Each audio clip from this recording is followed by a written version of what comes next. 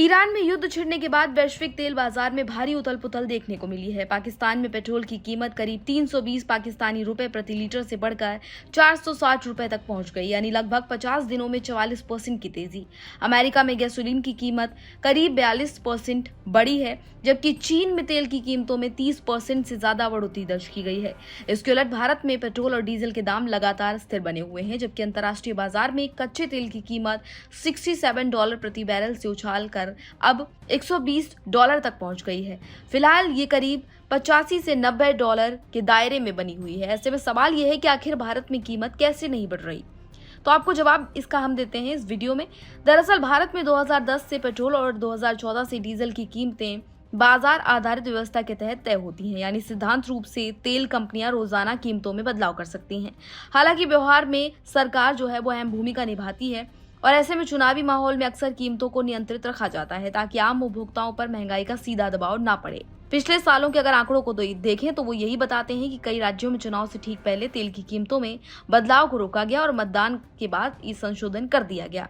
इस बार भी यही रणनीति अपनाई जा रही है। ये माना जा रहा है कि सरकार ने एक्साइज ड्यूटी में कटौती की है और तेल कंपनियों से सीमित अवधि तक नुकसान सहने को कहा गया है। मार्च में सार्वजनिक क्षेत्र में 3 प्रमुख कंपनियां इंडियन ऑयल, भारत पेट्रोलियम और हिंदुस्तान पेट्रोलियम को अनुमति के तौर पर प्रति दिन के हिसाब से देखा जाए तो हजारों करोड़ रुपए का अंडर रिकवरी झेलना पड़ रहा है। विश्लेषकों का मानना है कि कच्चे तेल में हर $10 प्रति बैरल की वृद्धि कंपनियों के मार्जिन पर सीधा असर डालती है। अब ऐसे में ये जो घाटा है वो कैसे मैनेज होता है, तो ये भी आपको बताते हैं। दरअसल भारत में पेट्रोल डीजल की कीमत कई स्तर पर तय होती है। कच्चे तेल की लागत, रिफाइनिंग खर्च, डीलर कमीशन, केंद्र की एक्साइज ड्यूटी और राज्यों का बेट। जब अंतर्राष्ट्रीय कीमतें बढ़ती हैं तो सरकार कभी टैक्स घटाकर और कभी कंपनियों को अस्थायी घाटा सहने देकर खुद जो स्थिति है उसको नियंत्रण में रखने की कोशिश करती है। बाद में जब कच्चे तेल के दाम नरम पड़ते हैं तो खुदरा कीमतों में तुरंत कटौती नहीं की जाती, जिससे कंपनियां पिछला घाटा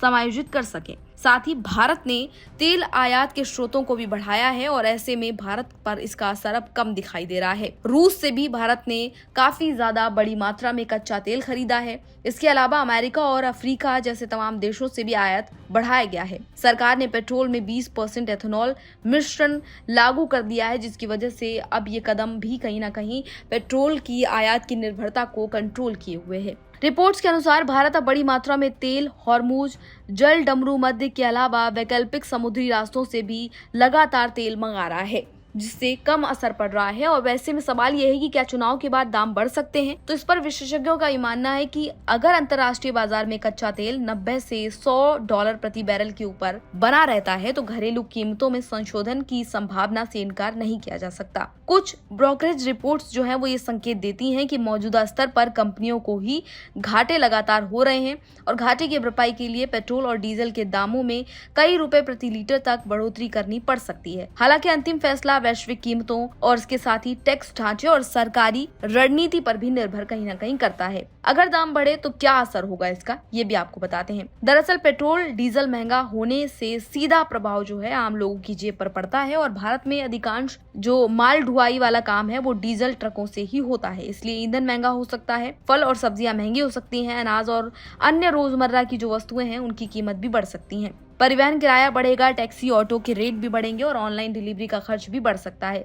कृषि क्षेत्र में भी डीजल की लागत बढ़ने से उत्पादन का खर्चा भी बढ़ेगा। महंगाई दर पर भी इसका बड़ा असर पड़ेगा। फिलहाल महंगाई जो है उसको नियंत्रण में करने की कोशिश की जा रही है, लेकिन अगर कच्चे तेल की कीमतों में उछाल आई तो घरेलू ईंधन की मांग बढ़ सकती है और आने वाले समय में इसका असर कहीं ना कहीं महंगाई पर दिखेगा और लोगों की जेब पर भी असर पड़ेगा। दूसरी ओर पेट्रोल डीजल के दाम बढ़ने से इलेक्ट्रॉनिक वाहनों की मांगे भी तेजी होने की संभावना है। कुल मिलाकर भारत फिलहाल टैक्स समायोजन, इसके साथ ही आयात विविधीकरण और अस्थायी घाटा रणनीति के जरिए कीमतों को नियंत्रित रखे हुआ है, लेकिन आगे क्या होगा ये काफी इंटरेस्टिंग होने वाला है। और क्या अब तेल के दाम भारत में भी बढ़ सकते हैं, ये सवाल लगातार बना हुआ है। तो इस जानकारी में फिलहाल इतना ही। इसी तरह की तमाम अन्य जानकारियों के लिए देखते रहिए इंडिया न्यूज।